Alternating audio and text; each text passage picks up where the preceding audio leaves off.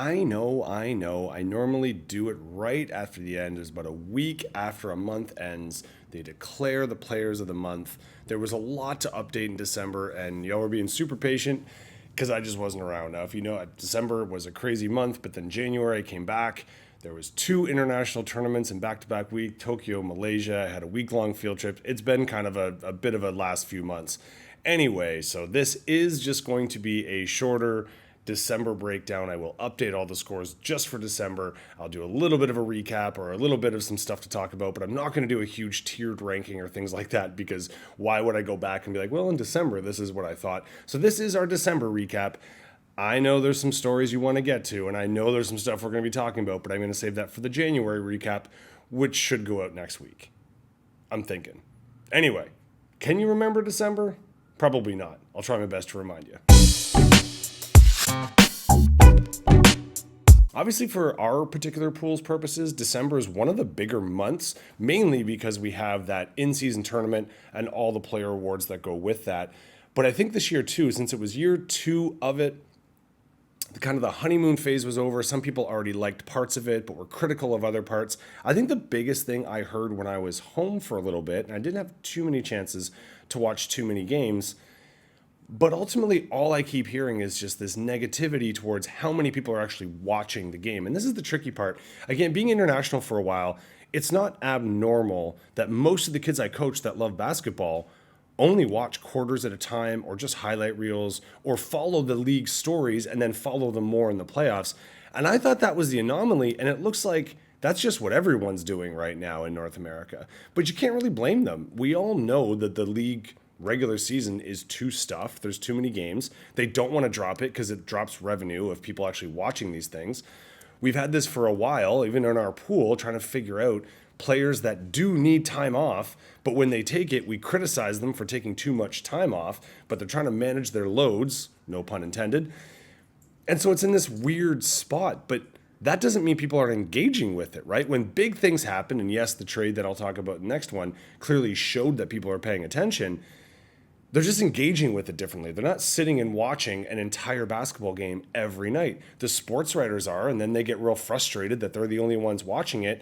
But realistically, the average fan is going to follow their team and then maybe do some highlights. But if you're following your team, maybe you skip the second quarter occasionally if they're benching some of the guys. And I don't think that's the end of the world, and I don't think that's necessarily a bad part of the product. It's just kind of a sign of the times in most sports that if we can't gamble on it, we don't obsess over it. So maybe we can be concerned a little bit about ratings, but smart money says when there's big moments, when there was documentaries about it, people are watching those. When there's big stories, people are locking in online on all of those stories. So maybe we also just need a better way of measuring these metrics as opposed to constantly criticizing TV audiences when they're not tuning in for valid reasons. Now, the tournament this year was interesting. I kind of preferred last year just in terms of the team breakdown, but that's because I had more of them. It was, though, super entertaining. It did give us another change in the narrative, and it certainly gave us, as I'll go over with the players, a team that now is definitely putting itself back in contention, some others that maybe are a bit more concerned. But that's about as good as you're ever really going to get for a midseason tournament that no one really cares that much about. It just gives us a break in the kind of general sense of play.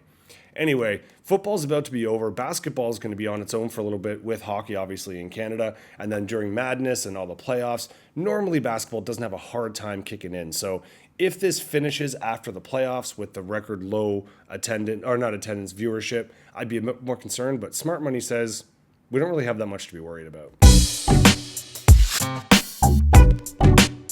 Well, obviously, I think next round we're going to be dealing with less point changes. So I'll talk more about some of the awards updates then, and certainly some of the new teams, because that's obviously really exciting. What I do want to focus on here is we clearly had our December Players of the Month.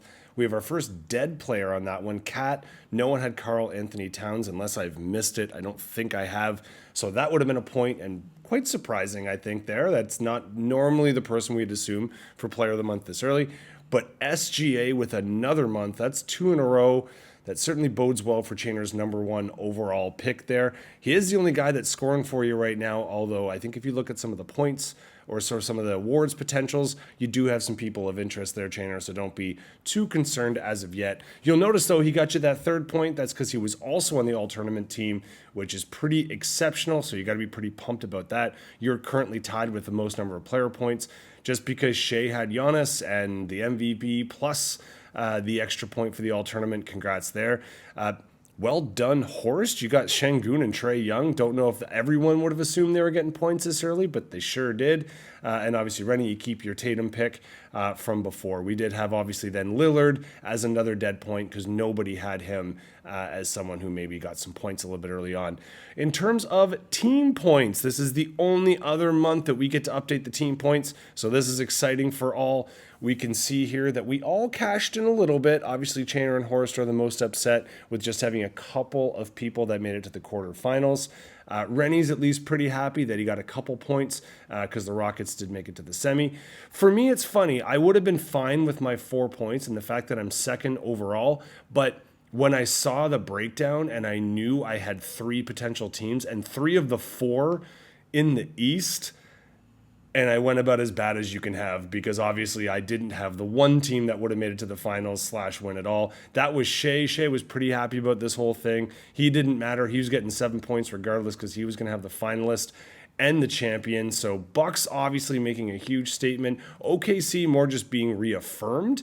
I'm not sure when we look at the standings, Bucks did not have a great November. December was obviously much better. How they've done since, a little bit of 50-50, but when we have the kind of team that makes that run, it is interesting, especially in the East with all of the injury concerns. Speaking of injury concern, we're going back to player points. Do remember it is the new rules, so I'm pretty much screwed because half my guys are out, but maybe they'll be back in time. That is something to consider because the All-Star break is upcoming, and remember, that's our only time to make the ad drop. So overall for our points, Shea is in the lead. Chainer and I fighting for 2nd, but by 1 point over Rennie and Horst. Obviously, it's still anyone's game, but Shea, that was a pretty monster lead to come out with. You're currently the favorite. As I said, I tried to keep this one shorter.